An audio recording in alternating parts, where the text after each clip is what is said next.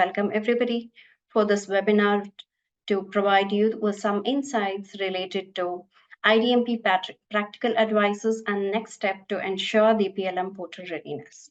So during this webinar, we would like to cover a few topic items like introduction, overview to ELM, PLM portal, and then current state of implementation, data aspects of initial data load, and finally the Q&A session.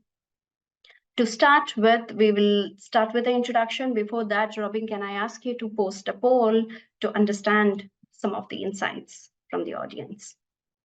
And we'll wait till we get about 75% to 80% participating in the poll, and then I'll share the results.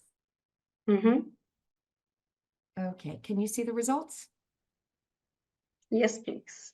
Okay, so we have 39% that say no, it's too early. 29% say yes, we started on the planning, and then 32% said we are yet to start planning. Okay, great. Thanks so much, Robin, for the poll. Good that we understood the pulse of what is the preparation towards the PLM access management. Now let's get into an introduction session, and by the end of this first segment, we will first focus on the introduction part. What is the current status? Most of it will be as a status of the PLM readiness, which is being prepared by industry and towards the webinar what was covered in previous EMA sessions. And in the second segment, we will be focusing on the practical examples to give you more insights towards how this current scenario and the concept of the PLM readiness will be more relatable towards your preparedness. So what is a PLM? PLM is a portal which is one amongst the 5 value stream which EMA is preparing for the agile transformation. PLM aims to digitally transform and optimize regulatory procedure management as well as the data submission and reuse throughout the product lifecycle. PLM helps as an interface between the EMA and industry stakeholders to manage the authorization and lifecycle medicinal product. Furthermore, PLM consists of 3 value streams, that is electronic application form, electronic product information, and the product management services for the procedures and data exchange to achieve the data-driven, efficient, and digitally connected process. So the EAF would be used for the generation of the web-based electronic application forms. EPI would be used for the use to host the electronic product information. PMS as an interface for managing the medicinal product data. So this webinar mainly will be focusing around the fundamentals around the EAF and PMS concept, keeping the timeline into consideration. This is to ensure that we will make best use of the time and give you insights on understanding the implementation of the PMS. And what does the EAF aim and what is the objective and visionary of EAF to achieve is to digitally user-friendly forms, provision of adaptable application form for ease of use, high quality ISO IDMP data, ensuring consistent compliant data standard data entry facilitating easier access to validate and reuse the information, optimized regulatory procedure, integration with the product lifecycle, and to enhance regulatory process efficiency.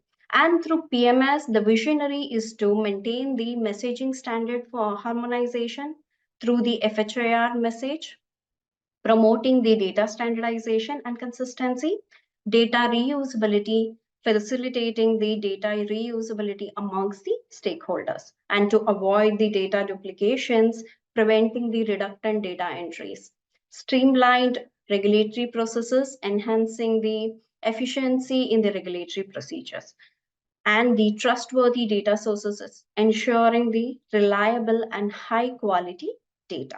So these are the key visionaries around the EAF and PMS when it comes to PLM portal. Now let's also see what is the overall PLM portal activity. So you can already see it is a comprehensive activity which is planned around the PLM portal.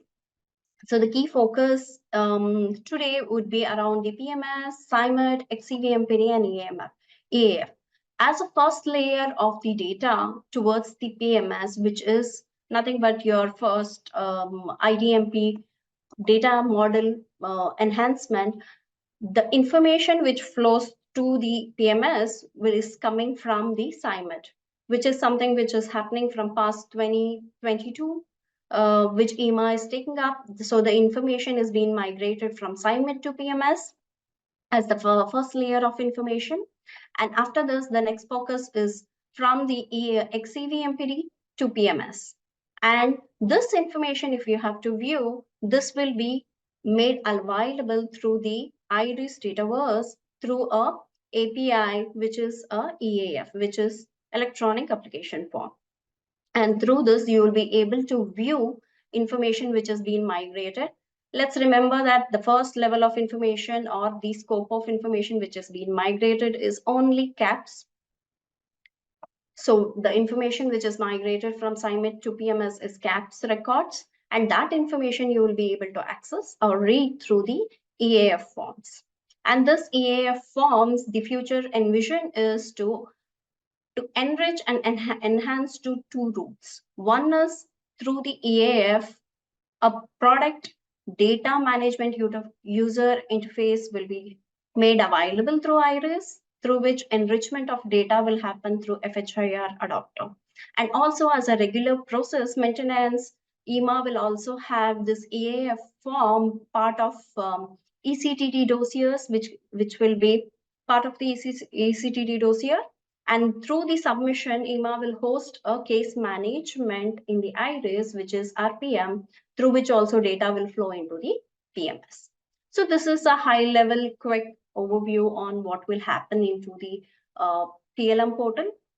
Here you can also see that it is associated to EPI for the product information management. But as part of this webinar, we will mainly focus towards information coming from CIMET to PMS, and then XCVMPD database to PMS, and then a bit of fundamentals around the EAF form. Now that we understood what is a PLM portal and what's happening as part of the PLM activities, let's have some visionary or some idea on what is so far current state. As of now in the PMS, the data is being migrated from CIMET to PMS. So what are the records which are being considered, and how, when you see this PMS information through EAF, what sort of records you will be able to see? How is the representation considered during the migration?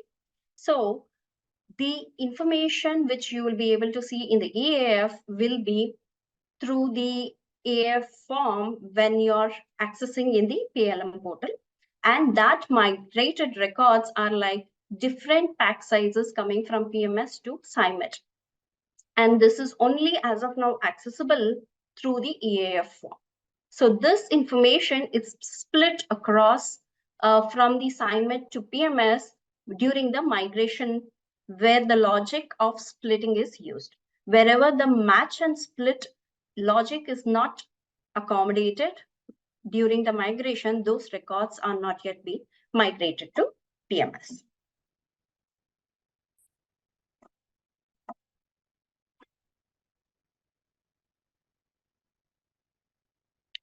And what are the informations you can see in the EAF?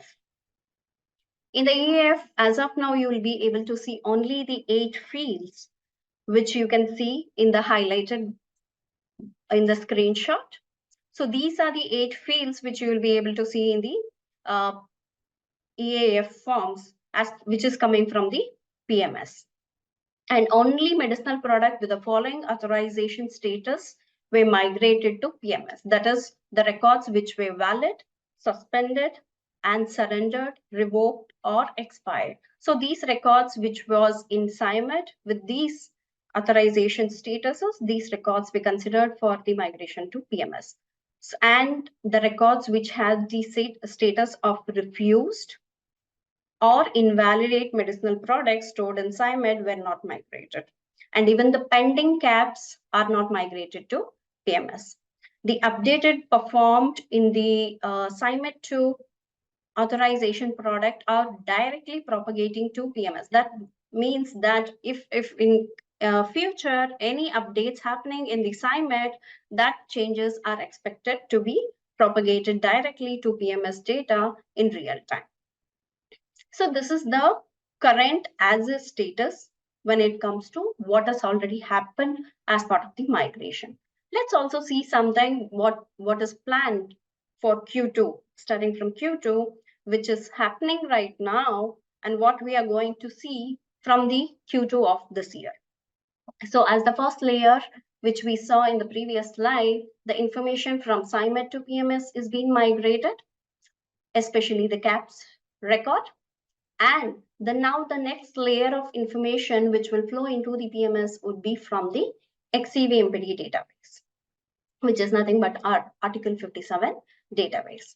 So this information before migration, EMA has already considered the comparison between the both the database and also data mapping.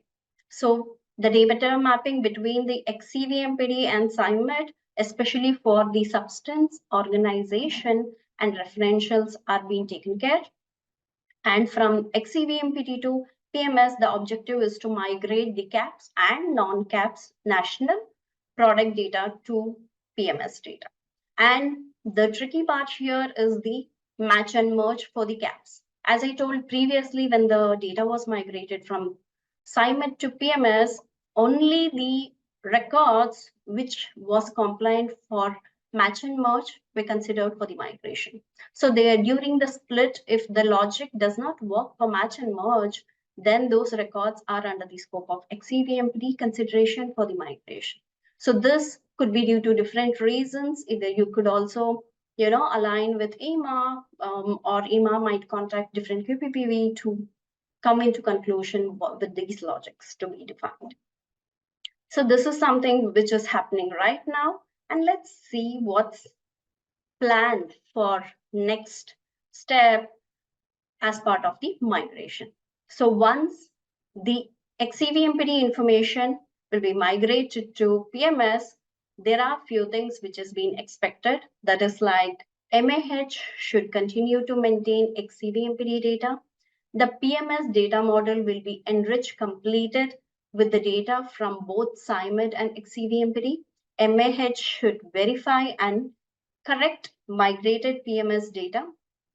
Review of the third acknowledgement after EMA performs validation if needed. Update your system.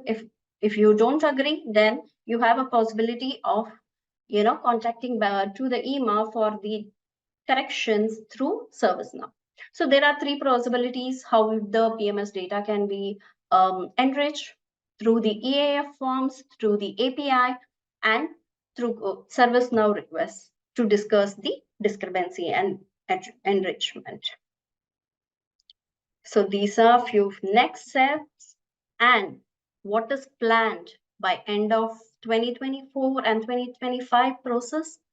Yes, it's a comprehensive process which has been envisioned, but if we are not familiar already with this process, then it is high time we get used to, because we are already in end of Q1, and then we are already heading towards Q2, where these all the process reality is getting into the picture. So Q2 to Q4, a lot of things are going to be real or the practical things. So let's get prepared with this.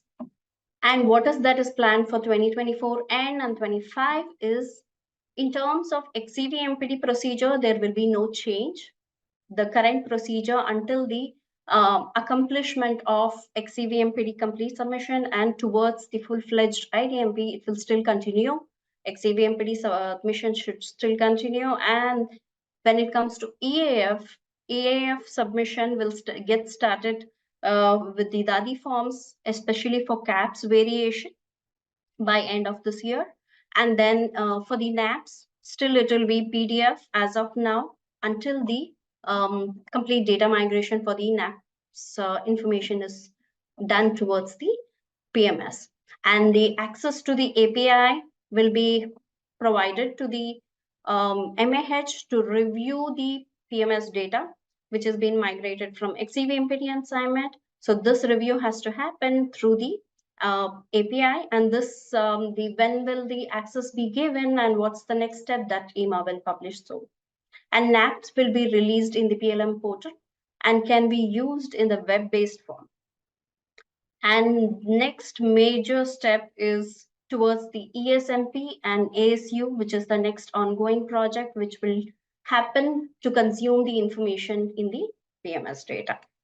MAH will get the right access to the product user interface and the PMS API to provide the manufacturer information, which is also one of the biggest big next step, because manufacturer information is something which is not part of XCVMPD, and then this is something which has to be directly shared through the PMS API when it comes to baselining the IDMP information.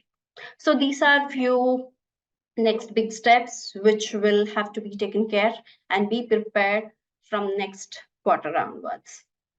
So with this, I would now let my colleague Mikhail take over to give you some practical example, because I know this is a lot of information, but we cover you there.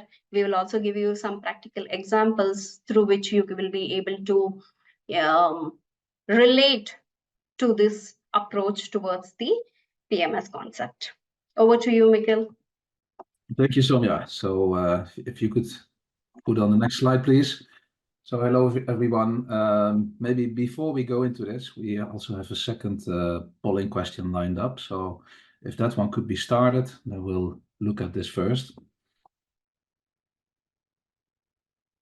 So have you already started correcting your XCVMPD data in preparation for the migration to PMS? And then that's either a yes or a no. No, because the data is already good as it is, or no, because we still need to do this.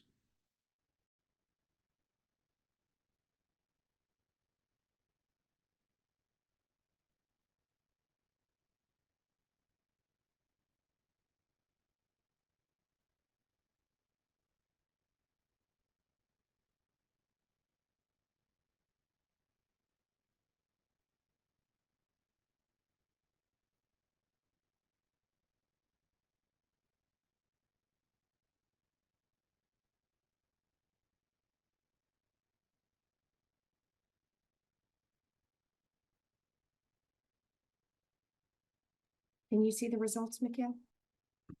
Let's see the results. I think, yeah, we have most of the answers. So let's have a look. We have around 2/3 not started yet. So 1/3 who has already made the corrections. And then for those people who haven't started yet, then let's say the majority believes there is still some cleansing required in the near future, where 26% of the total says, no, our data is already of good quality. So that is, of course, the best group to belong to. So let's have a look at what this cleaning is about. So as Sonia also explained already, EMA will migrate your XCVMPD data into PMS in Q2. And yeah, I have also created that image here where you see on the top left your internal database containing the XCVMPD data. And there, through your XCVMPD submissions, you can continue to maintain the Article 57 database moving forward. That's likely going to be till somewhere into 2025. And then from there, the data will be migrated to PMS, but it will also be constantly synced with PMS. So any submission that goes, any change that goes into XCVMPD will almost be updated live. So into PMS will become visible there as well. Then EMA will also continue to make corrections on their end. They will monitor any data quality issues, so they may reach out to your QPPV for further corrections.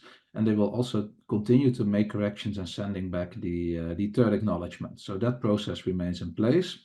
Then, like already today, you can contact the EMA service desk in case of any objections against the corrections made when you receive that third acknowledgement. And then also the EAF can start to be used to enrich the data for the centrally authorized products. So yeah, then good to know also, you can already export your XCVMPD data today. That may help when checking your data, when looking for inconsistencies, but also the export from PMS is expected through the product UI somewhere in Q2. So that should be there soon. Next slide, please. Yeah, so how your data is going to be migrated precisely, how that's going to be done is described in the IDMP implementation guide in chapter 7. This guide describes how the data for the centrally authorized products, the non-centrally authorized products, how that data is going into PMS, also how the data from SciMed2 and XCVMPD for centrally authorized products will be merged. Also, it will provide a mapping between Article 57 SciMed and PMS data, and it will also specify the transformation rules that will be used. So really the focus here is at the creation of the medicinal products, complemented by the different market presentations. And there's all kind of grouping rules depending on, so different rules had to be created depending on the type of procedure, whether you're looking at an centrally authorized products or non-caps.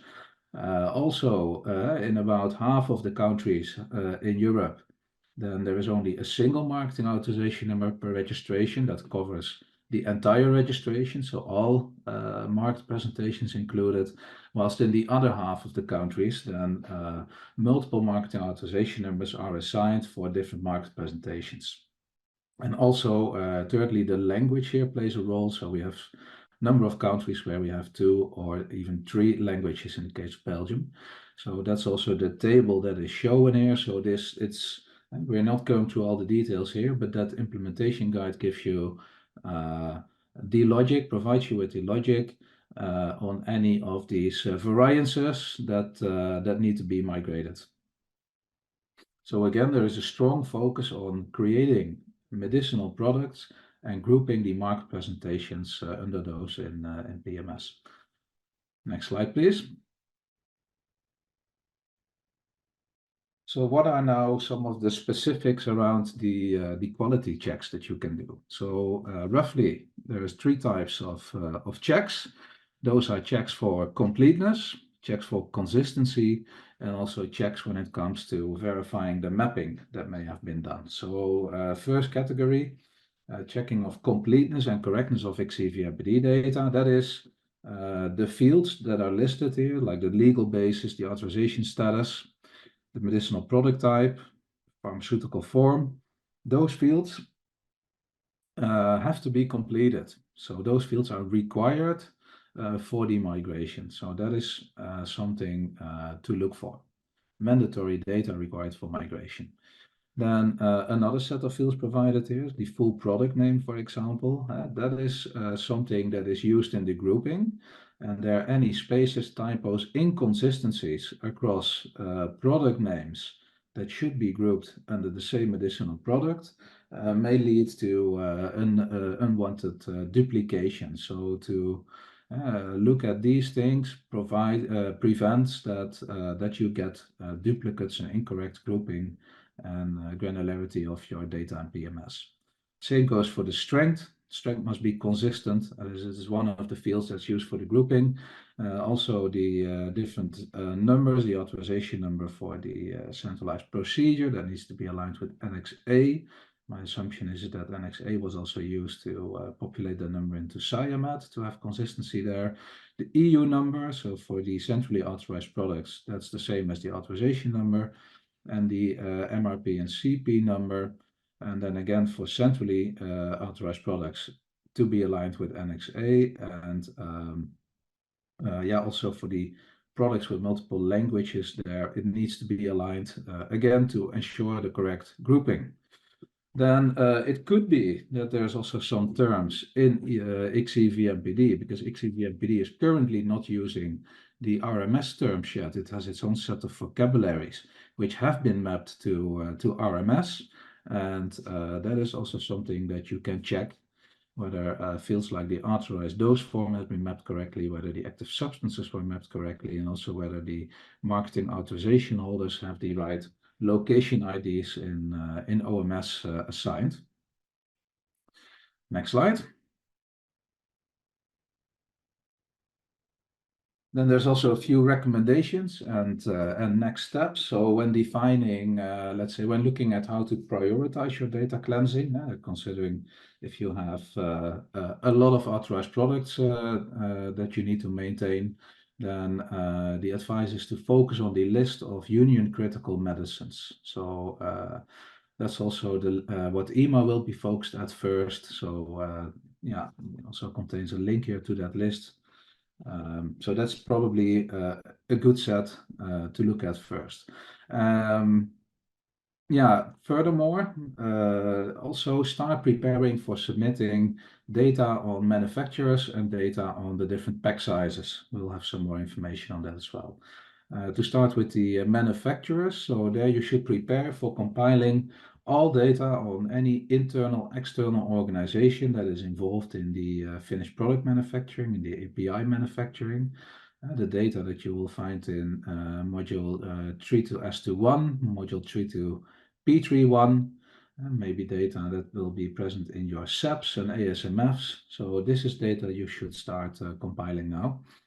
Then also for those organizations, for each of the organizations involved, you have to specify the operation types corresponding to the RMS terms.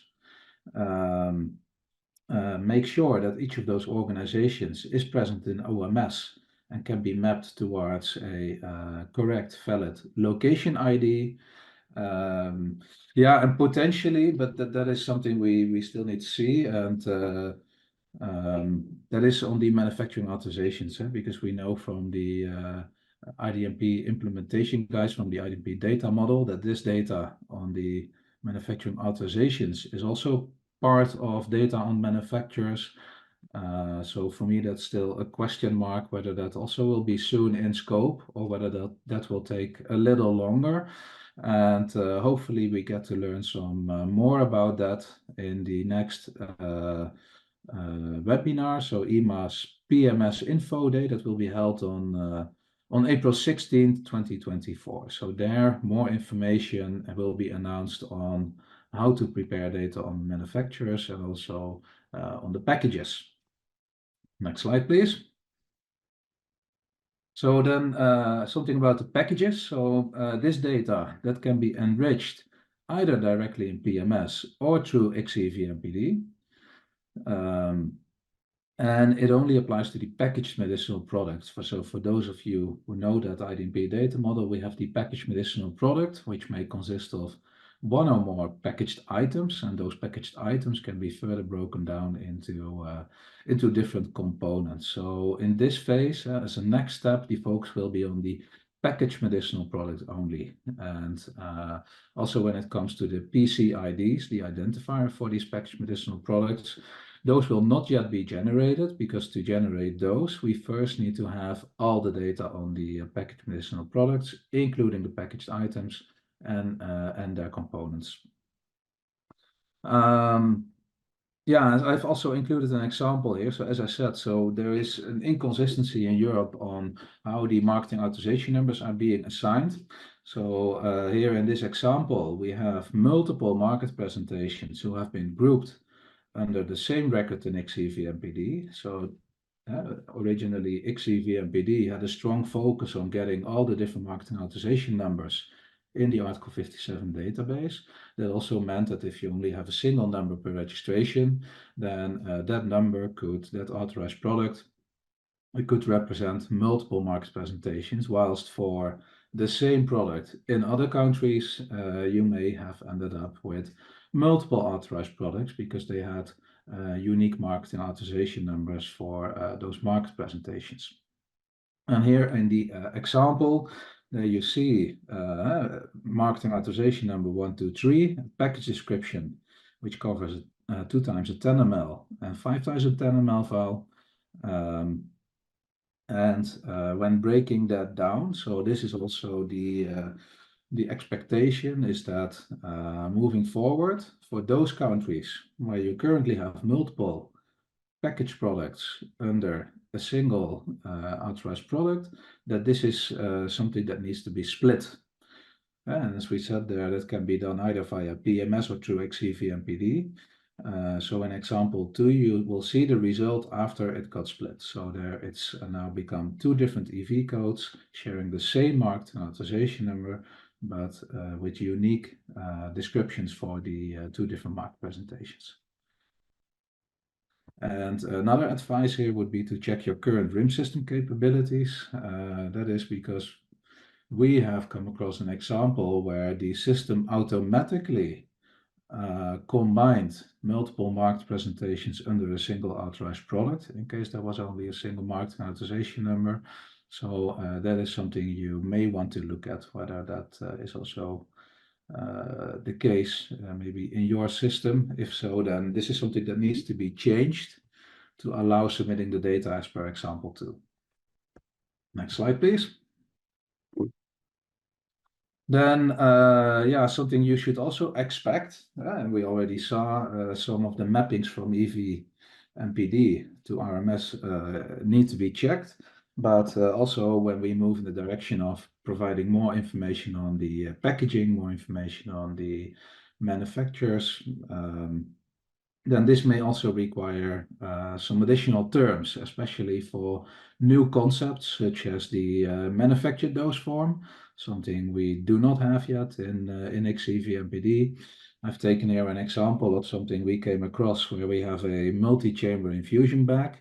That bag has 3 different chambers. The authorized dose form and the administrable dose form is emulsion for infusion, but it actually contains 3 different manufactured items that need to be mixed. And then when we look at those manufactured items individually, we have a solution for emulsion for infusion, and the other 2 chambers contain an emulsion for infusion.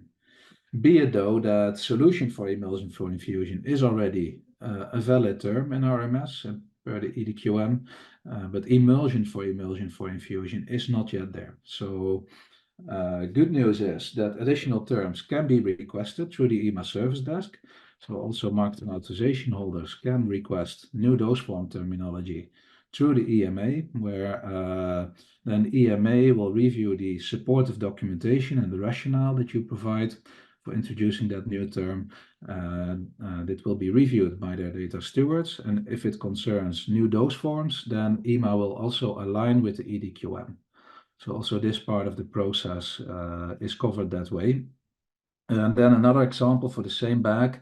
So the material here is a multi-layered co-extruded foil, where typically the materials in RMS are like glass type 2 or maybe aluminium, or in this case it's a multi-layered co-extruded foil. So when looking closer into that, then it's actually seven different layers of material that have been manufactured, have become a single co-extruded foil.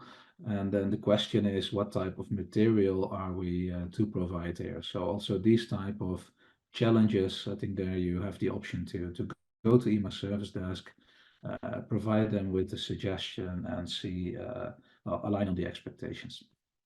And next slide, please. Yeah, so this is something I took from the implementation guides from chapter 2, from chapter 7, and it's about the harmonization of data across registrations. So almost on one of the first pages of chapter 2, there it talks about the harmonization of data. So for products that are already existing, their information available in module 3 can be used to harmonize the values in PMS. And it also mentions there that this is something following the data load according to chapter 7. So that is the activity that is about to happen in Q2. That's when the data load will take place. And yeah, that's when then also the implementation guide tells us that we can start harmonizing the information referring to module 3. And what it also says there in chapter 7 is that it is expected to refer the information as it is in the SMPC, but yeah, to align with the values in module 3 without adding additional complexity. So how I see that is, for example, in the SMPC, you may have a list of excipients without a strength. If that list of excipients is very inconsistent, then you can refer to module 3 to come up with a single list that you use across the different countries, but then without adding additional complexity. So if P1, for example, contains the quantities for your excipients, then this is something that you would not be taking over. That would be adding additional complexity. Then what are then the types of inconsistencies that have been listed? So those are different levels of detail for the same medicinal product across SMPCs. It could be also differences in the way the strength has been provided. It could be a lack of uniformity in the list of excipients, so having different excipients listed across countries. That is also something where an example has been provided that I will look at next. And using different terminologies. Sorry, can you still go back to the previous one? Yeah. So because then here on the bottom, I have on the one hand, we know ICVMPD will still be there till somewhere next year. And that means that the current ICVMPD guidelines remain in place. But next to that, we also have the implementation guidelines. And as it says here, after the data load to PMS, then we can start harmonizing our information. But what that also means is that, yeah, this creates kind of a conflict where on the one hand, the XCVMPD guidelines tell us to submit the information as in the SNPC, whilst next to that, the IDMP guidelines tell us that we can deviate from those specific SNPCs to harmonize the information. So this is also where I hope that we get some well, final confirmation that when we start cleaning our data in PMS, then this is also something that we can start doing now. Yeah, now we can go to the next slide. So this was the example on the excipients also taken from the implementation guideline. I've created a table next to that where you can see the result on the basis of 3 to P1. So we have here from top to bottom. Now let's say from left to right, we have different SNPCs for Austria, Belgium and Luxembourg. So a number of different countries, number of different SNPCs. And then for each of those, the excipients listed, and then I've circled in red where the inconsistencies are. So if we look at the first one for Talc, that's the same everywhere, so that will be listed. Then the reference to European Pharmacopoeia is being ignored in Germany. We have also differences for the povidone in how it's expressed, so that will be ignored there. Purified water has become water purified, because that is how it's in RMS. And for the coloring agents, then we see that none of those terms have remained, because these are all more detailed terms. Well, one that comes closest is for Belgium and Luxembourg, but then without the reference to the E numbers, so OPA dry blue in this case.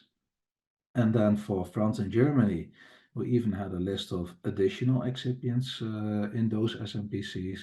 And those will now not be taken up at all. So harmonizing with P1 would mean that for each of these countries, you would submit the list on the right-hand side.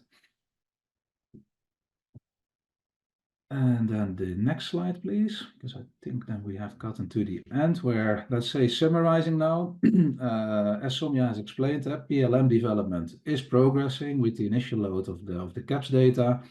Also, the EEF web forms will be taken into production already in the next quarter.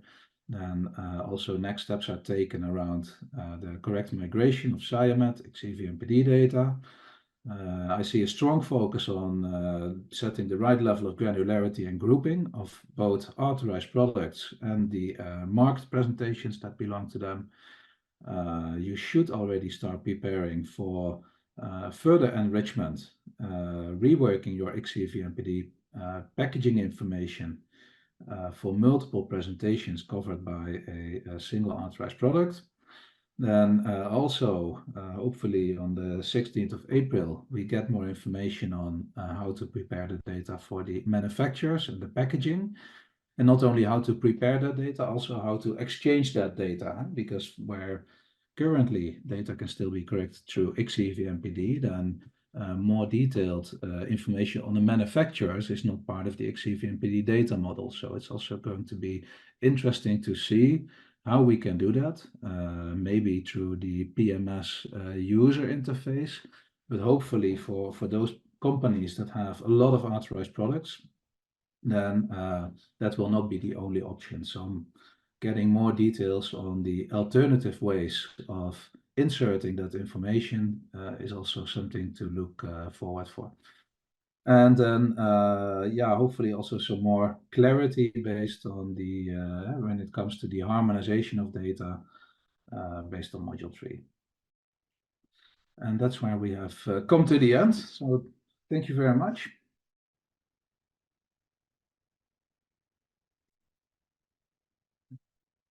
Yeah, end of the presentation. So maybe, Sonia, let's have a look whether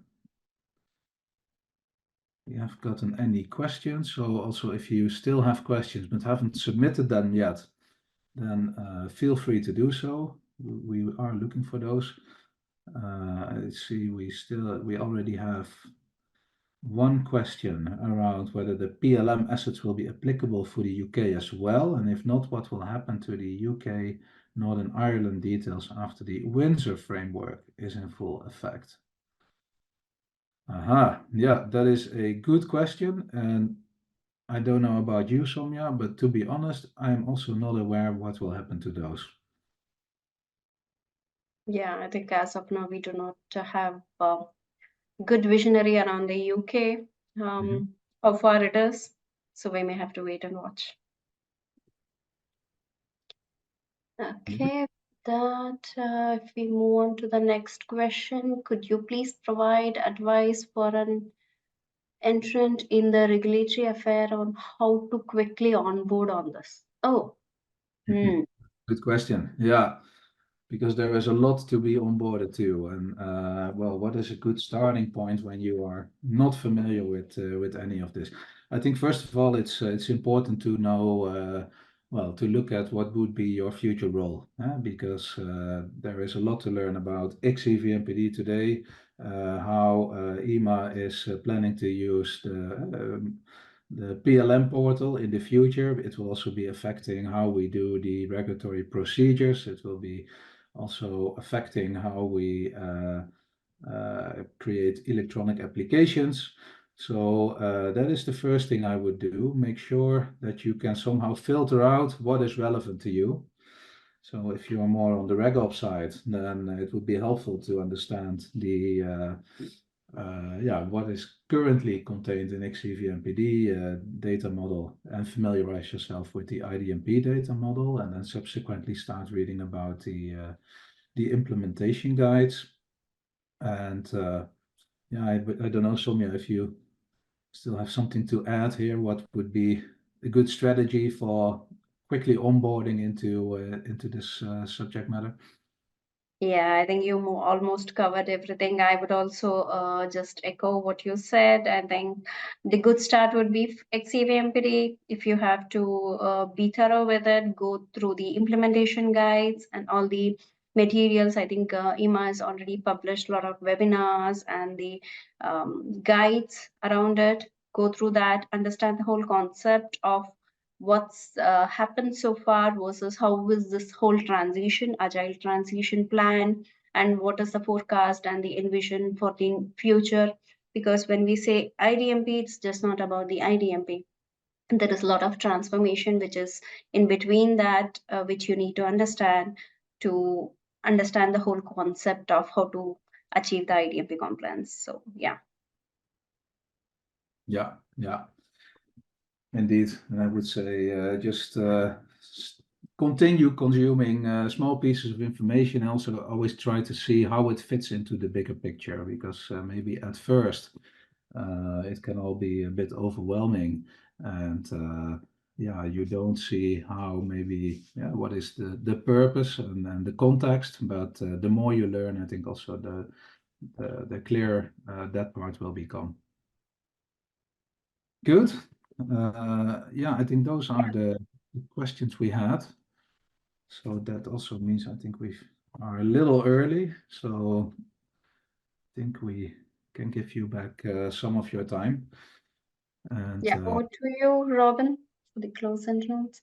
Oh, I see one more question just before we close. May I ask question on role of AI in regulatory? Oh, that's hot topic in the market as well. I think yeah, there are a lot of AI related innovations also being tried, especially if it is coming for data extraction or data mapping. So that's also interesting area, which is also contributing. But as of today, since most of the technicality around how to be aligned across the stream, especially towards the PMS data, towards complete data elements, that's slowly also evolving. I think good chance of AI, once we have the complete technical specifications, will also be good area to be innovative. Mikkel, you want to add on that? no, I think it's certainly relevant. It's I think well, it's a hot topic, so there's certainly a lot of potential. If we look at what is currently the role of AI, then I think it's still limited. But yeah, that is something that may change rapidly. I was also reading already the next question we had, and that is about recommendations for the implementation of the PHPID, so the Pharmaceutical Product Identifier, and also the data collection there. And I think that's a really interesting question, because indeed for the MPID, we know it's country specific and data may vary across countries. But the success of a pharmaceutical product identifier is that it is also shared by those products that should fall under the same identifier. And I think then it's important for you internally to have a clear concept of how you manage your data, say at the product level, next to managing your registration data. So maybe in your RIM system, also come up with a clear concept of what are the substances, what are the strengths that you use for a single product, and associate the information of the different registrations with that. And that's also why I think that topic about harmonization of data that I was talking about when referring to module 3, for example, that would also really improve the quality of the data and lead to more success when it comes to the generation of PHPIDs, which is based on a combination of the substance, the strength, and the dose form. Yeah, and I think the second part of it, what is readiness of IDMP across the globe? Definitely, EMA is European. EMA is heading the wheel. So comparatively, in terms of readiness, EMA will be the first, I think, towards the IDMP compliance. But not to forget, FDA is also not too far.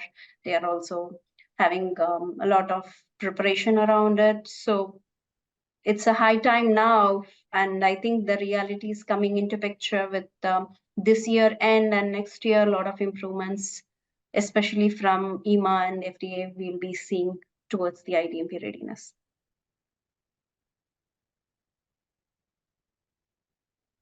Okay. Okay. I think with this, we are also close to on the timeline. Robin, over to you. Thank you so much, everybody, for attending this session. You do have one question that was posted in the chat box, and I haven't had a chance to Mhm. read it. And Ah. the question is, what industry should do for COA? France, if submitted with authorization number as NL number. As for PMS, we should submit record for each presentation. I'm not sure if that's a question or a statement. I'll leave that with you.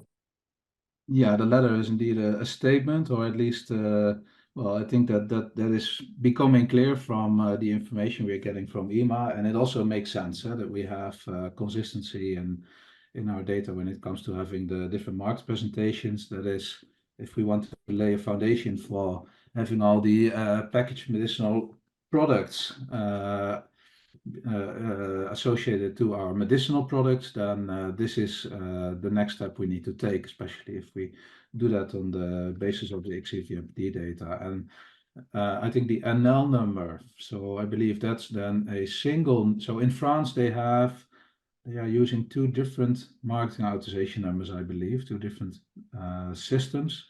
So in your certificate of analysis, then you may have that single NL number, whilst in the SMPC, there you may have already multiple numbers for your different market presentations. What will be requested there? So if the question means, should we switch from using the NL number to using those individual numbers for each of the presentations, then this I don't know, but both would anyway be possible, because what will, let's say, distinguish your different packages moving forward will be the package description initially in XCVMPD. So you could still have multiple entries sharing the same NL number as long as your package description is being unique.